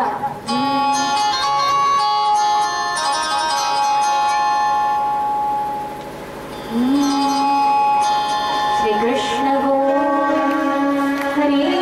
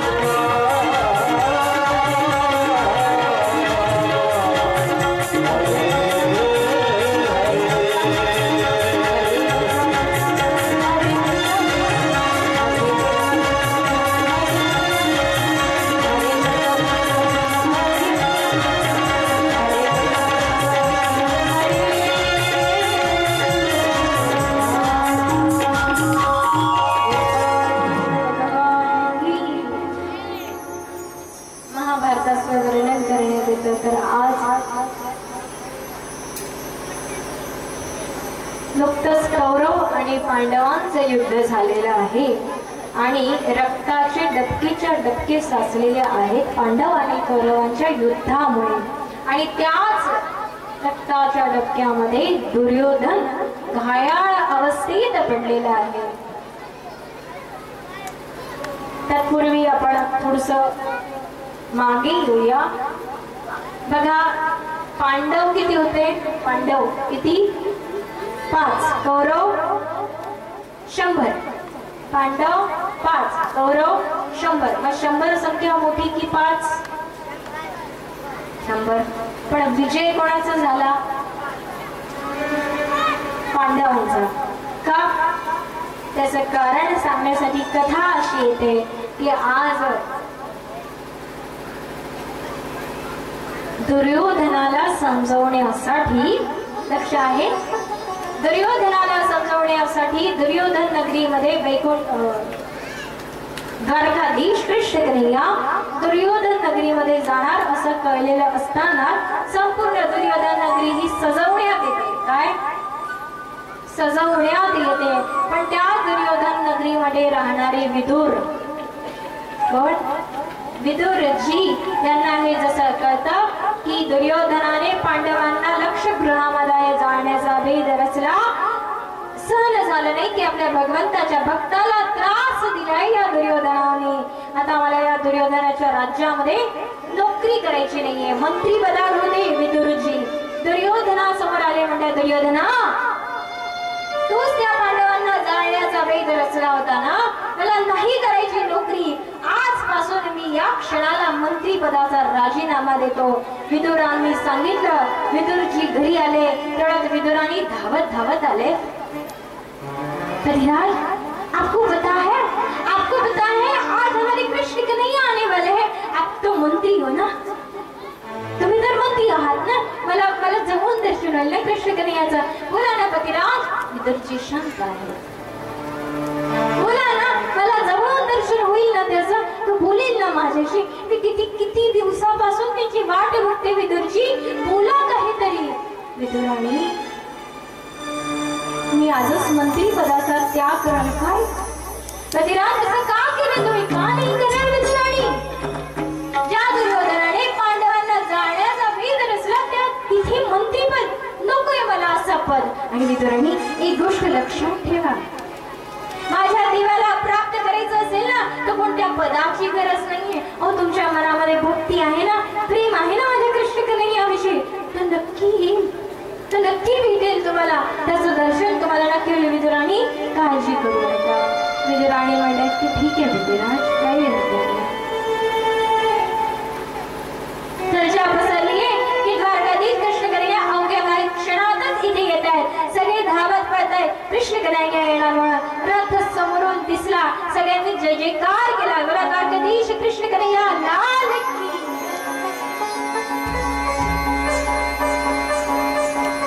श्रवण केलं दुर्योधनाच्या राणीने. राज्यात महलात यायला सांगितलं. दुर्योधन दरवाजातच म्हणत होता, काय? हे बघा कृष्ण कन्हैया, तुम्ही इथे मला समजवण्याकरता आले असाल की मी पांडवांशी युद्ध करू नये, तर मी येणार नाही. तेवढं शकुनी मामा समोर आले. म्हणतात, थांब दुर्योधना, आत्ताच बोलू नको, सगळे येत समोर, महलात चर्चा करूया. शकुनी मामा, हे जे पांडव आणि कौरवांचे युद्ध करणार कोण आहे? कोण आहे? शकुनी मामा. भांडणं लावले. बघा, आपल्या घरात जे भांडणं लागतात ना, ते आपल्यामुळे नाही लागत. कोणामुळे लागतात? समजणे वाले को. रामांना वनवास झाला कोणामुळे? कैकेयीमुळे का? मंथरीमुळे.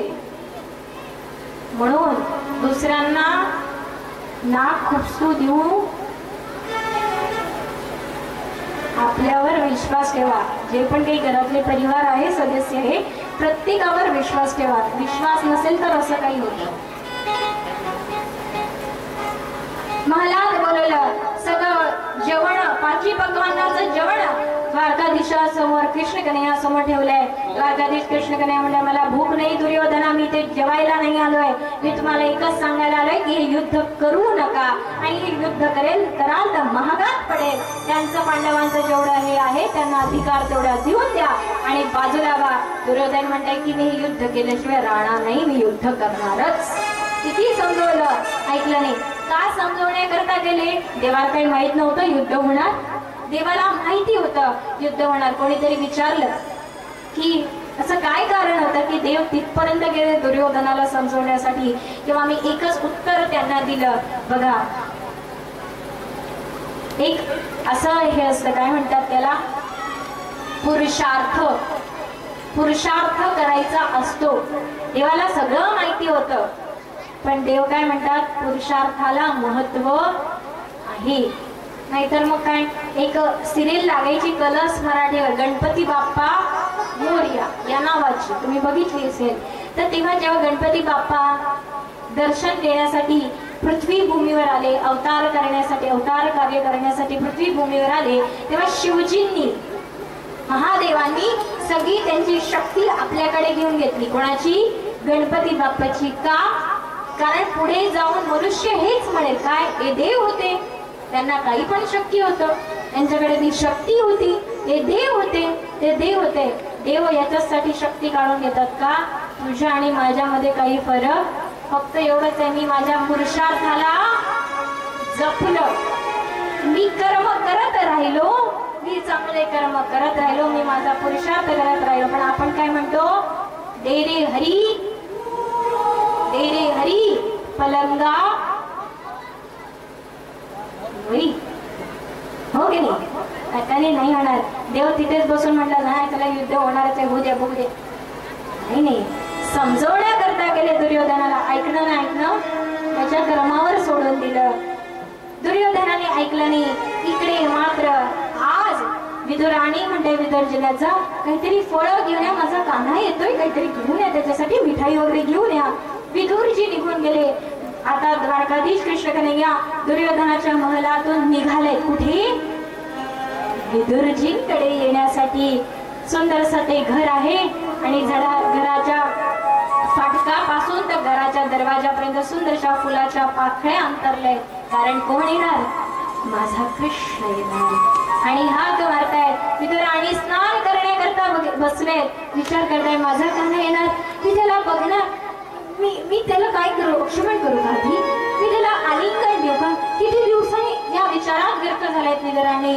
आणि तेवढ्यात कृष्ण कन्हैया म्हणले, काकी, ओ विदुराणी काकी, मैं आया हूँ आपका कृष्ण कन्हैया, अरे दरवाजा तो खोलो, मैं आया हूँ. काकी कहाँ पर हो आप? काकी आवाज येत आहेत, पण कसला आवाज जातोय विदुराणींच्या कानावर. स्वप्नामध्ये रंगून गेले की माझा काना भेटणार, एक भक्त असावा तर तो असा. हरी घर विदुर घर पावना, हरी घर विदुर घर पावना.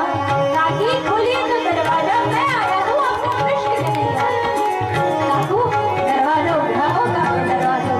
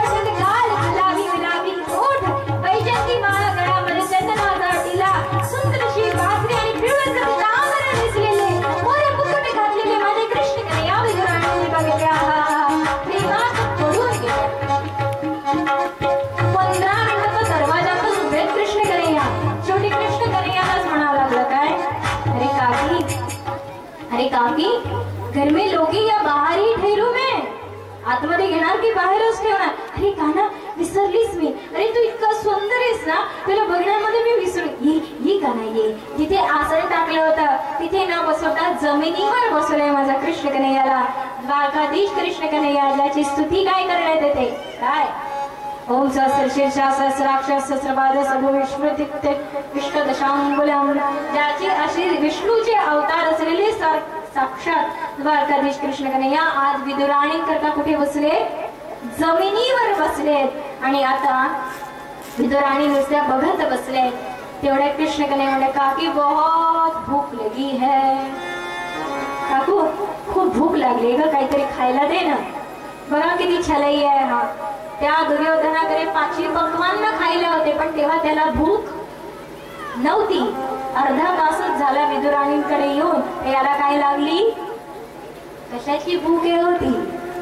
भक्तीची भूक है. काकी बहुत भूक लगी है, दे दो तो कुछ खाने के लिए. काना भूक लागली, थांब आणते मी, थांब आणते. आज विदुराणी घरात गेल्या प्रत्येक डबा उघडून बघताय तर कोणत्याच डब्यात काही. काय माझं हे भाग्य की माझ्या कानाने भूक लागली म्हटलं मला काहीच द्यायलाच नाहीये. काय करू तेवढ्यात एक आवाज काय पडला, फल ले लो फल, फल ले लो फल, मीठे मीठे फल, फल ले लो फल. विदुराणी बाहेर गेल्या, मुठीभर तांदूळ घेतले. त्या फळवालीने दे, ए फळवाली इकडे ये, हे घे हे तांदूळ घे, मला 2 केळं दे. त्या फळवालीने 2 केळं दिले. विदुराणी घरात आल्या आणि कृष्णाला बघत बघत ते केळाचे साल काढले.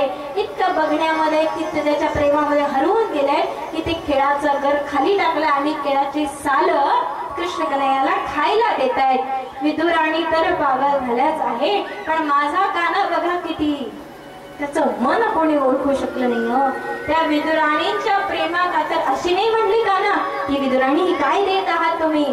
ते केळाचे सालही आज कृष्ण कन्हैया खाऊन घेत आहेत. कशासाठी? विदुराणींच्या भक्तीपोटी. जेव्हा विदुरजी घरी आले, बघितलं हा सगळा प्रसंग, विदुराणींना रागवले. रे विदुराणी क्या करी हो आप? कळत नाहीये का तुम्हाला की केळाचे साल देत आहात तुम्ही कृष्ण कन्हैया खाण्याकरता? क्षमा करा काना, मी असं नव्हतं करायला पाहिजे काना, मला क्षमा करा. नाही विदुराणी, याच्यात तुमचा काही दोष नाहीये. विदुरजी विचारले की काना ही तर पागल झाली तुझ्या प्रेमामध्ये, पण तू का म्हणून केळाचे साल खातोय? अरे तू तर सांगायचं ना की केळाचे साल आहे, मला केळ द्या खाण्यासाठी, तू का म्हणून केळाचे साल खातोय? तेव्हा उत्तर दिलं कृष्ण कन्हैयाने. ते उत्तर आपल्यासाठी आणि विदुरजींसाठी सुद्धा श्रेष्ठ होतं. कोणतं उत्तर होतं ते?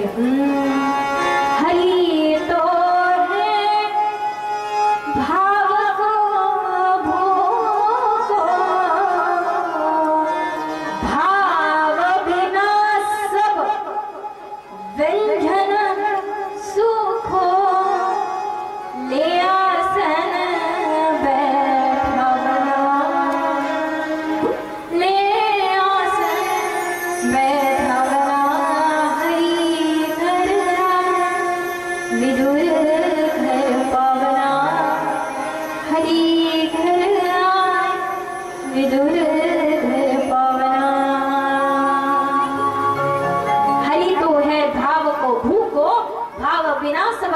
सुख. त्या दुर्योधनाकडे भाव नव्हता पण सगळं सुख होतं. हे सुखही मला नकोय जिथे भाव भक्ती प्रेम नसेल माझ्याविषयी. आणि ती भक्ती आणि प्रेम विदुराणींच्या हृदयात आहे. विदुरजी तुमच्यामध्ये आहे, हृदयात आहे. त्यामुळे मला तुमची भक्ती खूप आवडली म्हणून मी तुम्हाला दर्शन देतो. आणि दर्शन दिलं विदुरजी आणि विदुराणींना. मला भक्तवत्सल भगवान की, बोले भक्तवत्सल भगवान की. अशा प्रकारे विदुर प्रसंगाचं वर्णन करण्यात आलं. आणि इकडे दुर्योधनाला समजवलं तरी काही दुर्योधन ऐकला. आता कौरव आणि पांडवांचं युद्ध होणारा काहीच काळ बाकी होता. आज कृष्ण कन्हैया विश्रांती घेत आहेत. लक्ष आहे, पहिल्यांदा दुर्योधन आला, अर्जुन आला. अर्जुन विचार करतोय की काना विश्रांती घेत आहेत, एक काम करू आपण इथेच बसू. अर्जुन म्हणला माझी जागा कुठे? देवाच्या चरणाजवळ. अर्जुन चरणाजवळ बसला तर दुर्योधन आला. दुर्योधन डोक्याजवळ बसला. निद्रा पूर्ण झाली, विश्रांती पूर्ण झाली. कृष्ण कन्हैयाने आपले नेत्र उघडले. मला सांगा, आपण झोप पूर्ण झाल्यावर डोळे उघडल्यावर सर्वात आधी लक्ष कुठे जातं? आपल्या पायाकडे, समोर जातं ना, इकडे जातं का? सर्वात आधी अर्जुनाकडे लक्ष गेलं. अर्जुनाला म्हणतात, अरे अर्जुना कसा आलास तू? दुर्योधन म्हणतात, मी पण इथे आहे. जो मी आहे ना तो दुर्योधन आहे. जो मी करतो तो, जो माझं करतो तो दुर्योधन. मी पण आलो तेव्हा इथे. अच्छा, तू पण आलास ना? बरं, कशासाठी आला? म्हणे काही नाही, तुमच्या राज्यातलं जेवढं शस्त्र अस्त्र, जेवढे पण तुमच्याकडे घोडे हत्ती सगळे असतील ते मला देऊन द्या युद्धासाठी. म्हणे ठीक आहे, घेऊन जा. सगळं दुर्योधनाने घेऊन घेतलं. सैन्य, हत्ती, घोडे, शस्त्र सगळं घेतलं. अर्जुनाला विचारतंय, अर्जुना तुला काय हवंय? अर्जुन मनातल्या मनात, आपल्यासारखं असतं तर काय विचार केलं असतं? किंवा राहिलंच काय तुमच्याकडे मला द्यायला? तर अर्जुन तसा विचार करत नाही. अर्जुन काय म्हणतोय, देवा मला तुमचे शस्त्र नको, तुमचे सैन्य नको, तुमचे घोडा नको, काही नको, हत्ती नको. मला कोण हवे आहे? फक्त तुम्ही. बस तुम्ही असाल ना, बस. हारणार तर नाही माहित नाही, जे नक्की होणार. कारण माझ्या पाठीशी कोण आहे? जाको राखी साया मार सके ना कोय. म्हणून कौरव किती होते? 100. पांडव किती होते? 5. म्हणून विजय कोणाचा झाला? कारण कोण होते सोबत? कृष्ण कन्हैया. युद्ध सुरू झालं आणि युद्ध सुरू झालं ऐन वेळेला अर्जुन काय म्हणतोय, मी युद्ध करणार, मी युद्ध करणार नाही. जसं हे कळलं कृष्ण कन्हैया म्हणला, अरे बाबा अर्जुना काय करतोय मी तू? आणि हो देवा, मी युद्ध करेल आणि समोरच्या जे मरणार आहेत मला माहितीये मी विजयीच होणार. पण विजयी झाल्यानंतर जे राज्य मला मिळणार ते राज्यही माझ्या काय कामाचं? कारण माझे आपलेच कौतुक करणारे नसतील ते राज्य बघण्यासाठी. अहो मी तर समोरच्या आपलेच आहे आणि आपल्यांनाच मारणार आहे. मला असं राज्य नकोय, मला असं राज्य नकोय, मला असं युद्धही करायचं नाहीये. तेव्हा कृष्ण कन्हैया समजून सांगतात अर्जुनाला भगवद्गीतेमार्फत सुंदरशा भगवद्गीतेचा उगम करतायत आणि सांगताय की अर्जुना, अरे बाबा तू जरी मारणार नाही आहेस, तू जरी समोरच्याला मारायला तयार नाही आहेस, तरी समोरचा तुला तर मारायला तयार आहे ना. समोरचा बाण तुझ्यावर प्रहार करतोय, समोरच्याचा बाण तुझ्यावर येतोय, तरी पण तू बाण उचलणार नाहीयेस, धनुष्य उचलणार नाहीयेस. काय कामाचं? अरे तू क्षत्रिय आहे, तुझा स्वधर्म आहे धनुष्य उचलून बाणाचा प्रहार करायचा, हा तुझा स्वधर्म आहे अर्जुन. आणि तो स्वधर्म तू विसरत चाललाय अर्जुन. स्वधर्म सांगण्यासाठी एवढा सगळा अट्टहास केला, प्रश्न विचारत राहिला अर्जुन आणि अर्जुनाचे प्रश्नाचे उत्तर देत राहिले कृष्ण कन्हैया. आणि हे प्रश्न आणि उत्तराचं काही असेल तर ते म्हणजे श्रीमद भगवत गीता. आपण असंच होत, आपण आपला स्वधर्म विसरून जातो आणि म्हणून भगवद्गीतेसारख्या निर्मिती करतात. भगवद्गीतेची निर्मिती केली, त्यानंतर ज्ञानेश्वर महाराजांनी ज्ञानेश्वरी या रूपामध्ये आपल्या समोर ते प्रगट झाले. का? कारण माहिती आहे आपण स्वधर्म विसरत चालू आहे. आणि त्यानंतर कोणती आली? राष्ट्रसंत तुकडोजी महाराजांनी निर्माण केलेली ग्रामगीता. कारण माहिती होतं की आपण काय विसरत चाललेलो. अर्जुन काय विसरला माहिती का? अर्जुन विसरला ते म्हणजे लोकमत. काय विचारला? अरे बाबा तुझा जरी मारायचं नसेल तरी समोरचा तुला मारायला तयार आहे. षडांग सांगितले जीवनामध्ये, नैपुण्या सममित्र नाही जगती कष्टे तया वेळगा अंगी योजगता यान तुम्ही भाग्यास हो राघवा. षडांग आहे जीवनामध्ये. एक नैपुण्य, लक्ष आहे, लक्ष आहे, महाभारताचं चाललंय वर्णन. नैपुण्य, नैपुण्य म्हणजे काय? रोज नवीन काहीतरी कृती करणं, याला म्हणतात नैपुण्य. आपण काय करतो? सकाळी उठतो, जेवण करतो, आंघोळ करतो, शेतात काम करायला, कुठेतरी काम करायला जातो, ते काम करून येतो, जेवतो, पुन्हा झोपतो, झालं. पण नूतनता जीवनात असावी, त्याच्याशिवाय समाधान नाही. नैपुण्य जीवनात असणं महत्वाचं आहे. त्यानंतर योजकता, योजना, उद्या काय करायचं आहे याची योजना आजच करायला हवी. जीवनात योजकता, योजना ही सर्वात महत्वाची आहे. बघा एवढं सुंदर नियोजन केलं, त्याच्यासाठी आधी काय केली असेल? योजना, नियोजन ज्याला आपण म्हणतो, योजकता. त्यानंतर लोकसंग्रह. आपण आपल्या जीवनामध्ये किती लोकसंग्रह करतो ते महत्वाचं आहे. लग्नात तर कितीतरी लोक असतात, पण आपल्याकडे समजा दुःखद घटना घडली तर किती लोक आपल्या दुःखात सहभागी होतात, त्यावरून ठरतं लोकसंग्रह. ते आपला लोकसंग्रह किती. त्यानंतर लोकमत. समोर तर आपल्या समोर तर लोक आपल्याशी गोड गोड बोलतात, पण आपल्या पाठीमागे लोक आपल्या विषयी काय बोलतात याला म्हणाव लोकमत. लोकांचं मत आपल्याविषयी काय आहे, ही चांगली आहे की वाईट आहे, प्रत्येकाचं मत असेल ना आपल्याविषयी, त्याला म्हणाव लोकमत. आणि त्यानंतर उपासना. ठीक, ज्याचं महात्म्य मी काल तुम्हाला सांगितलं. किती जणांनी केली उपासना? ओम नमो भगवते वासुदेवाय, मी मंत्र सांगितला होता, 108 वेळा जपायचा माळ. किती जणांनी जपला? एकाने पण नाही. वा वा, आजी तुम्ही जपलं? इकडे एकदा जोरदार टाळ्या या दोघांचा. किती लोक आहेत तिथे बसलेले? 500च्या जवळपास समजूया, हा ना. 500 पैकी दोघं तिघांनी समजा हे केलं असेल तर कसं होणार? आजपासून कराल. ठीक आहे, तुम्हाला जप नसेल, तुम्हाला असं वाटत असेल की ताईंनी काय मंत्र दिला आणि आपण तो काय मंत्र जपायचा, चालेल. हे तुम्हाला आवडत नसेल तर हरिपाठ म्हणा. नाही हरिपाठ करायचं असेल तर रोज 7 दिवस मारुतीच्या दर्शनाला या. एवढं होत असेल तर किमान येताना रोज भागवता करता हार आणा. 7 दिवस जी वाटत असेल ते करा, पण 7 दिवस ते नित्य नेमाने करा. जे आवडत असेल ते. एखादं फुलच आणा, आपल्या झाडाला फुल येत असेल तर ठीक आहे, आजपासून मी दररोज या ग्रंथाला एक फुल वाहील. नित्य करून तर बघूया. ठीक आहे, नाही जप करायचा तुम्हाला, हा ठीक आहे, आज ना मी मंडपच झाडून काढेल, 7 दिवस मी मंडपच झाडेल.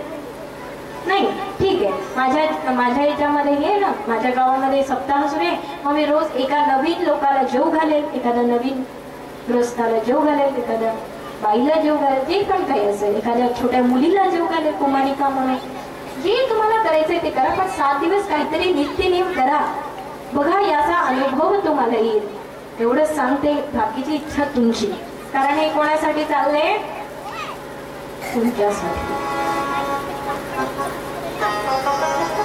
उपासना हे षडांग सांगण्यात आले आणि त्यातला एक षडांग विसरलाय, तो म्हणजे लोकमत. अरे अर्जुना, समोरचा तुला मारायला तयार नाहीये, पण मारायला तयार आहे, पण तू त्याला मारायला तयार नाहीये.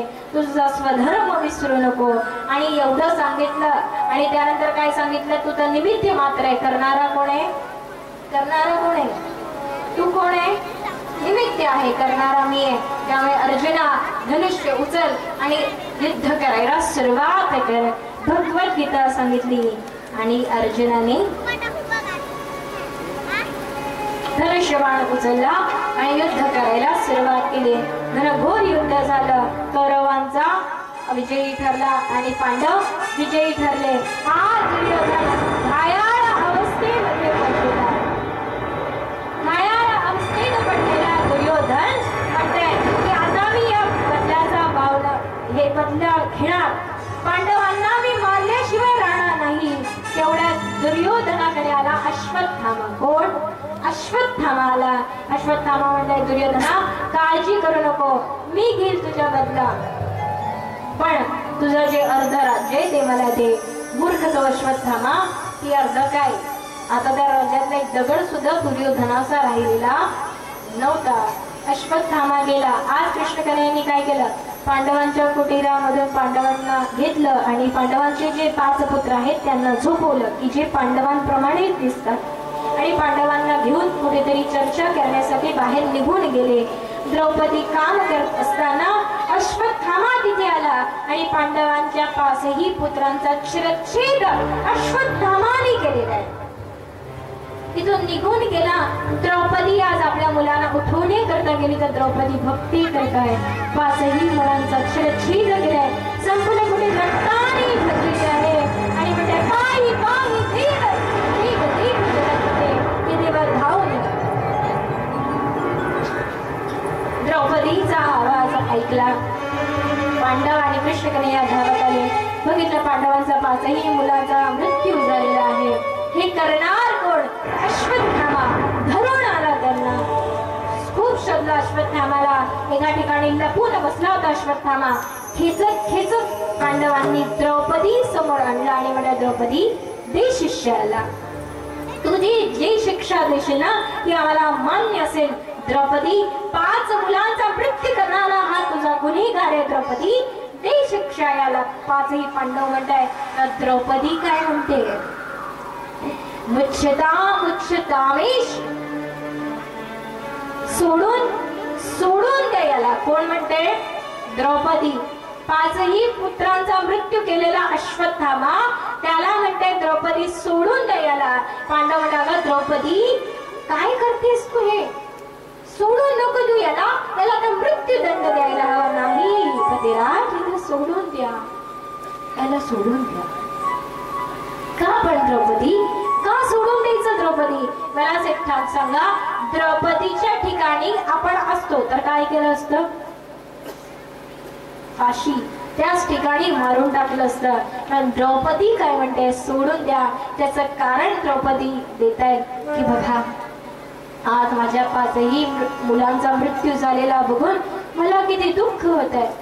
जरी याने मारलं असलं तरी पण उद्या आज आपण याला मारू आणि उद्या काय याच्या आईला कळलं की आपण याला मारलं आहे, आपल्या मुलाचा मृत्यू झालेला आहे, तिला किती दुःख होईल पतिराज. आज मी ज्या दुःखातून चालली आहे ना, उद्या अश्वत्थामाची आई पण त्या दुःखातून जाईल. आणि मला असं वाटत नाही की ज्या दुःखातून मी चालली त्या दुःखातून अजून कोणी जावं. हा आहे द्रौपदीचा स्वभाव. आपण काय करतो? जसं दुःख आपल्या वाटेला आलं तसं बाजूच्याही वाटेला यावं असं वाटत असतं. पण द्रौपदी काय म्हणते? सोडून द्या. कारण आज जे माझ्या दुःखातून मी जाते ना, उद्या तशीच आपण मारल्यानंतर अश्वत्थामाची आई तिलाही तेवढंच दुःख होईल जेवढं की आज मला होतंय.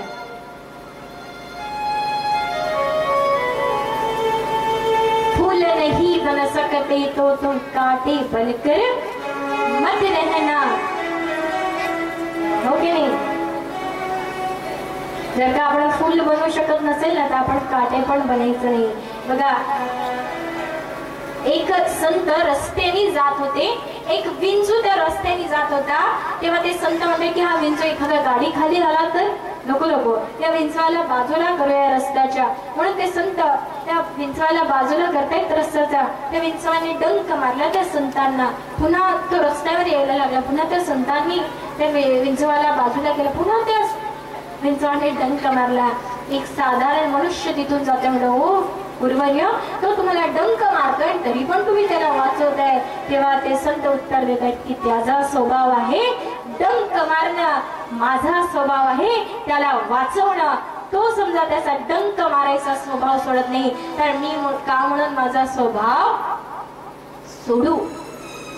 आपण काय करतो? दुःख आलं, एखाद्याने आपल्यासोबत वाईट वागलं की आपण काय म्हणतो? नाही, मी आता याचा बदला घेणार. आणि बदलाच्या भावनेने काय आज आपण बघतोय वर्तमानपत्रामध्ये, न्यूज मध्ये बघितलं तर कितीतरी अशा घटना वाईट घडतायत. कशामुळे? बदलाच्या भावनेने. फक्त आणि फक्त मला बदला घ्यायचा. बदलाने होणार नाहीये, हे तर बदलाने होणार आहे, बदल्याने नाही होणार. लक्ष आहे का? द्रौपदीने म्हणलं सोडून द्यायला. सोडून दिलं अश्वत्थामाला. पण सोडून तर दिलं. कसं सोडून दिलं? अश्वत्थामाला चिरंजीवित्व प्रदान करण्यात आलं. आजही अश्वत्थामा आहे. चिरंजीवित्व प्रदान करण्यात आलं. त्याची शिखा कापण्यात आली. कारण ब्राह्मण होता. ब्राह्मणाचा मृत्यू हा शिखा कापण्यामध्ये होतो. शिखा कापण्यात आली. आता अश्वत्थामाला राहवल्या गेलं नाही. बदला तर घ्यायचा. मग काय केलं? अश्वत्थामाने ब्रह्मास्त्र सोडलं. कोणाच्या मागे? उत्तरेच्या मागे. उत्तरा कोण? अभिमन्यूची पत्नी, सुभद्रेची सून. आज उत्तरेच्या मागे ब्रह्मास्त्र सोडलं असताना उत्तरेला एकच आठवलं. सासूबाईंनी सांगितलेलं की जेव्हा संकट येईल ना तेव्हा एकच हाक मारायची. कोणाची? हे श्रीकृष्ण, हे श्रीकृष्ण. धाव धाव रे दयाळा सच्चिदानंद विश्वमंगळा तुझी या कृपेचा सोहळा दाखवी मज उत्तरेने हाक मारली हे द्वारकाधीश कन्हैया धावून या आणि माझे कृष्ण कन्हैया आज धावत आले. काय केलं?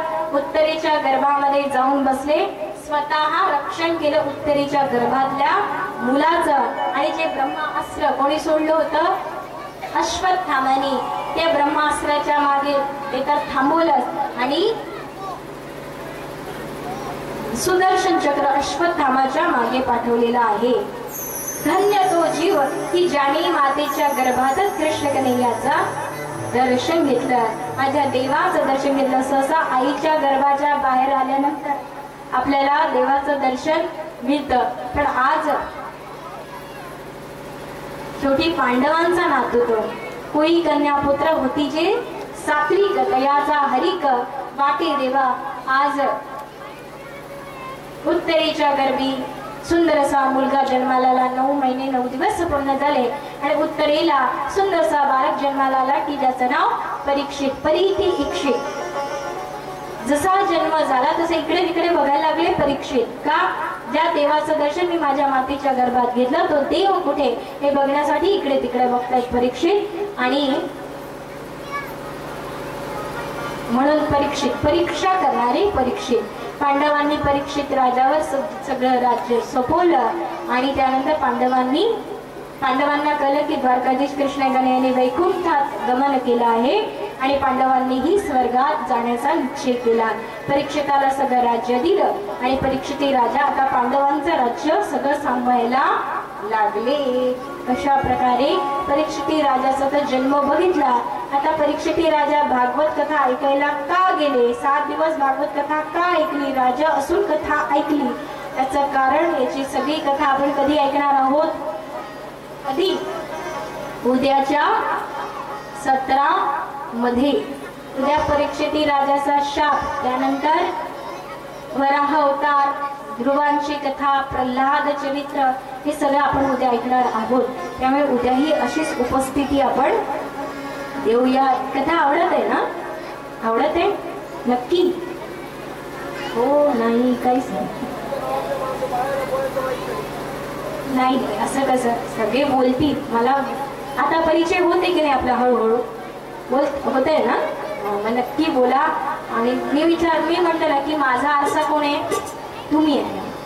त्यामुळे आरशाने बोललं पाहिजे. माझा उत्साह हा तुमच्यावर अवलंबून आहे. ठीक आहे? उपस्थिती खूप सुंदर आहे, प्रश्नच नाही. तर उद्या पण आपण सुंदर कथा बघूया. उद्या ठीक कथा सुरू होईल 1 वाजता आणि संपेल 4 वाजता. आरतीची तयारी करू.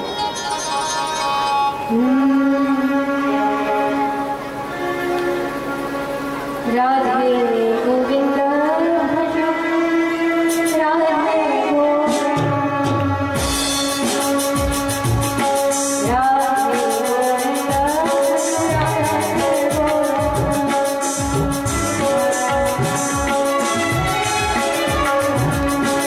Radhe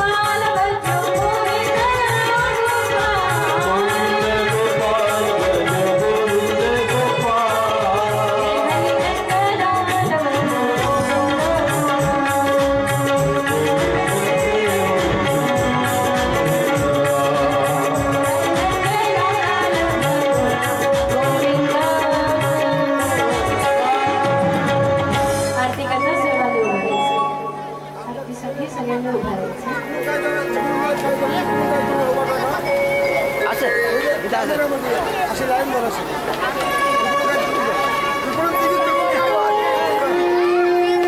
आता मला इकडे तोंड करून इकडे इकडे काय बोलले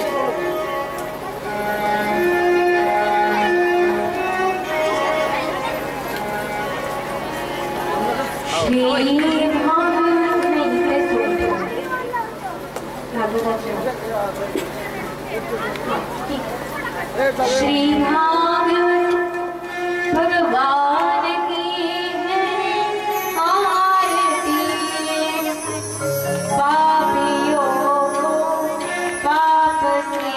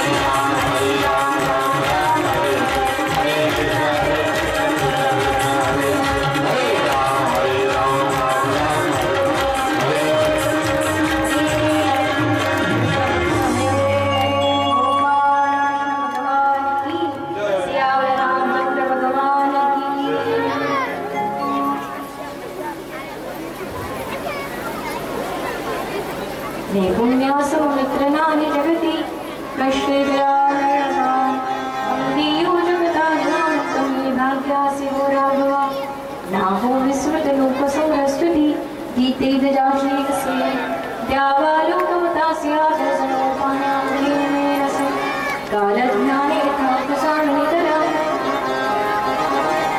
निर्वेदोपासना आहिः सशक्त्यक्तसकला भाग्यप्रदा साधना जनी जीवनी कलामृति निष्पादोद्भवश्री या श्री सद्गुरु रामचंद्र के लाभो प्रभा साधना सियावल रामचंद्र भगवान की पवन सुत हनुमान गोपाल कृष्ण भगवान की अधर्म का प्राणियों में सद्भावना विश्व का कल्याण हो गो माता की रक्षा हो गो हत्या बंद हो भारत माता की जय बोलिए हर हर महादेव जय जय श्री राधे जय जय श्री राधे जय जय श्री राधे जय जय राधा हरि बोल जय जय राधा